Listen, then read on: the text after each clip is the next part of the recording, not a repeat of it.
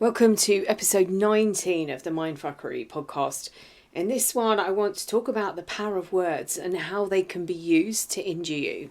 Welcome to the MINDFUCKERY podcast. I'm your host, Elizabeth, author of Finding Lily and the A to Z of emotional abuse. I'm here to remind you that love should be unconditional. Divorcing emotionally is life-changing and that you have a duty of care to yourself. Each week, I will discuss some of the terms you may hear along this journey, and I will help you understand and process what's happening. I will help you find the best habits as you start to take back the control of your own life and learn the tools to heal on a deeper level, becoming the best version of yourself. I want to talk about the power of words. Frankie Goes to Hollywood sings about or had a song called The Power of Love, but I don't know anyone who's sung about words, but they are the way we communicate and they conjure up so many different emotions within us. And there are words of hate, of words of encouragement, words of anger. And I know when I set up or started out with this podcast, it was to help people understand the terms that you will find in emotional abuse. But this is going back to really going back to my roots of empowerment. When I first started out on this journey 20 odd years ago, this is the area that I went into. And before I got into and went through my own experience of emotional abuse, I was working as an empowerment soul transformation coach, helping people uncover and heal from the original wound, which is also the work I do now. I used to run workshops for women and I used to do seasonal workshops, and I always talked about the power of words because I think it's something like 400,000 words a day go through our heads. So if we're talking negatively to ourselves, it has an effect. Also, there's some experiments which I will talk about during the podcast. And we are, as individuals, made up of about 80% water. And as we get older, we actually do lose some of that fluid. But these are all the things that I want to talk about in this podcast. So my grandmother used to repeat a rhyme to us as children: sticks and stones will break my bones, but words will never hurt me. And it's a saying that she was repeating over and over again if we were upset about anything. But I call bullshit on it, because actually it's completely wrong. And there are other statements like my word is my bond or my words are my sword. Words are really powerful and they can have you questioning yourself. I used to teach customer services in a previous life when I used to work in a call centre. One of the exercises that we used to play was with a phrase, and if you got the intonation wrong or put it in a different place, it changed the whole meaning. And this is why I think with text messaging and emails sometimes and various different messages, the meaning can get lost because they literally are just words on a screen. And it might be that you found yourself saying, I didn't mean that, or hearing the abuser or somebody else around you say, I didn't mean that. We used to train one with a brown cow. Anyway, let me use this one. I've got an example. He isn't flying to Paris tomorrow. So let me show you how easy this is. One, he isn't flying to Paris tomorrow. So in this case, the emphasis is on the he. It's not him who's flying or traveling, but somebody else. The second example with the emphasis on the isn't. He isn't flying to Paris tomorrow. So the emphasis on the isn't is he's changed his mind. Or the third example is he isn't flying to Paris tomorrow. So the emphasis on flying, he isn't flying to Paris. He might be driving. He's changed his mind. The fourth one is on the emphasis of to, is he isn't flying to Paris tomorrow. You're saying that this is not a direction that he's flying into. He isn't flying to Paris tomorrow. He could actually be flying from Paris tomorrow.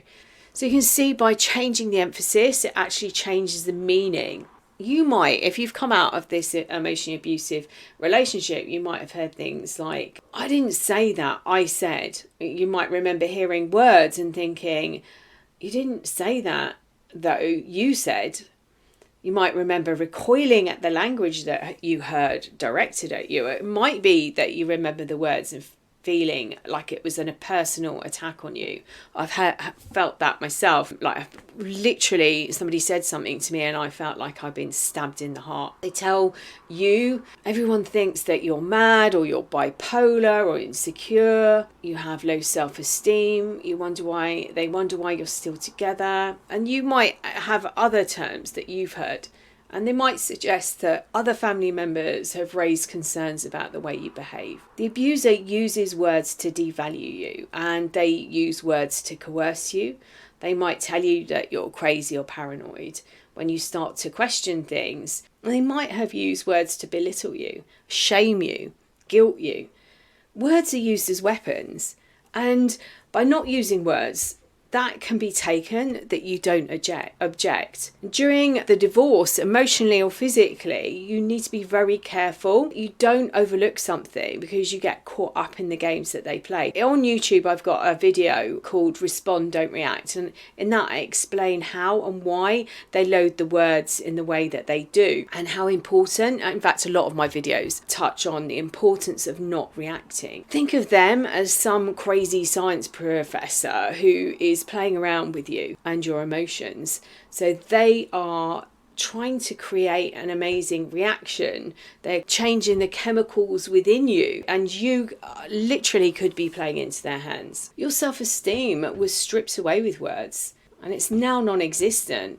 And you possibly believe that you're not worthy of anything. You might feel trapped, and that is exactly what this was used for, forcing you into a position that you're reliant on them for everything and you're easier to control. It's also important to remember this can be used after the relationship is over. A little while ago, I did a YouTube video on the power of words, and I did it on Kate Pearson. I'd been watching a series called This Is Us. It's about a family who adopt a son who was thought to be born on the same day that they lost one of their triplets. So it flips back in time. They recall memories of people, relationships, etc. But it also reminds me of the way that I wrote Finding Lily. The character is sat in a coffee shop and she's picking up on the emotions of a young woman sat next to her or opposite her. And it's triggering memories within inside her, which help her eventually heal. And the story leads up to the meeting of Kate Pearson and her ex. You saw the emotional abuse that took place. I think it was the season before or the episode before leading up to it. So you see her in this abusive relationship and this coercive relationship that she got herself in. And I think she was about 18 years old, and she was with somebody that she worked with, and she was really into music, as was her mother. Her father had died a few months before, and so she'd been putting off going to college. I think that was the storyline. And anyway, so she meets up with this guy. She finds that she's in this manipulative relationship. They go off. I can't remember why, but the family have a cabin in the woods that they've always gone to as young children. She finds that they are both traveling, her and this boyfriend are traveling. And they have an argument, and he kicks her out and he leaves her to walk to a gas station. And when she gets there, she calls her mum. But before she can say anything, the boyfriend turns up and he persuades her that everything's fine, that they're fine and they can continue. But feeling something isn't right, her mum calls both her brothers, and they go up to the cabin. She's supposed to be going out for a birthday. I think she cancels the meal. The boyfriend has apologised and saying, "You know I love you, right?" And there's snow on the road and the road's closed. So Kate and her sons are trying to I think they have to turn back and go the next day. And when they arrive, Kate's wearing gloves. And over time it transpires that Mark was asked not to use a mug, which had been her father's, and he was playing with it and he was flipping it in his hands, going something like, "Oh, what do you mean?" You know, that sort of attitude. And as Kate turns around, you hear this smash. You don't know whether it's deliberate because you don't actually see it. And I think Kate was upset about him, and she says about him being unemployed, and there's this big argument, and he makes comments about her weight. And then her family arrive the next day and they find that she's wearing gloves. And what it's doing is she's actually hiding a cut on her hands. And it reveals, or over that I think it's over that episode, it reveals that what actually happened was he locked her out of the cabin when she'd had this go at him, and she'd had to break a window to try and get back in. And this is 20 years later. She's having this conversation about what happened with her husband, and she reveals the true state of the relationship, how it was abusive. And he can't understand about this boyfriend. He said, you know, we've spoken about our past before, you've never said a word about this. So anyway, what she then does, she gets on Facebook or something like that. She tracks him down, and her husband drives her to the place that he's now living and where he actually works. And she gets out of the car, and she can see that he's outside having a cigarette, and she approaches him and she tells him who she is. And the program then cuts, or the episode cuts to another scene, and it shows you that a little while after the relationship, she went to his apartment and he believed she was wanting to get back together. You also see Kate discovering that she was pregnant at 18 and having to make decisions about what to do and hiding everything from her family, as they've been through so much already with the death of this much beloved father. So she's been lying to her mum about what's going on. So there's all these emotions that are going on, and she's probably dying inside as she listens to her mother chat away about the weekend that she'd spent with, I think she'd been away with Kate's brothers, and while she was away, Kate was actually having an abortion. So as Kate walks towards him, so we're back to the scene of the ex-boyfriend, as she walks towards him, she says, "Can I ask you a question?" He says, "Okay, sure." She says, what do you remember about our relationship when you look back on it, I mean? And he says, and he looks at her and he says, "Really? That's why you're here? To rehash our relationship, our 6-month relationship from like 20 years ago?" And she says, "Do you know, forget about it." And he says, no, sorry. Yeah, when I look back on it, we were in love with a question, you know, it was like questioning. You had great taste in music. And then he says, "You were broken in all the right places. And yeah, things got really intense at times, but we were kids." And she says, "No, I was a kid. You were a 24-year-old man." She says, "I was broken. I was grieving. My dad had just died. And I was destroyed and vulnerable, and you knew it, and that's what you liked." And he says, "Okay." And she says, no, I'm not finished. She said, "What you did to me, how you held my self-esteem in your hands, and then you decided to crush it and damage it. For years, I've swallowed my dreams, my feelings, and a lot of food. Look at me." And then she insists, like, look at me. You need to get this." And she said, "The time it took me to heal from you stole years from me, and I can't even get those back. It took me a while, but I found someone who loves me the way I deserve to be loved. I have a son and a husband. I'm not the one who's broken. You are. You're the disease, and I'm not carrying it a moment longer, so I give it back to you. Good luck with it, Mark." So literally I went and found that from the script that I wrote for that video. So even though it's something that I've known about, it caught me off guard. I was a cheerleader. I was, "You go, girl, you tell him," and handing him back the wounds that you've been carrying. So some of these statements are so powerful. And I started to think about my own healing journey. So you might remember hearing words and thinking you didn't say something, or recoiling at the language. And as I said, you know, they use words to devalue, to coerce you, to make you think that you're actually crazy.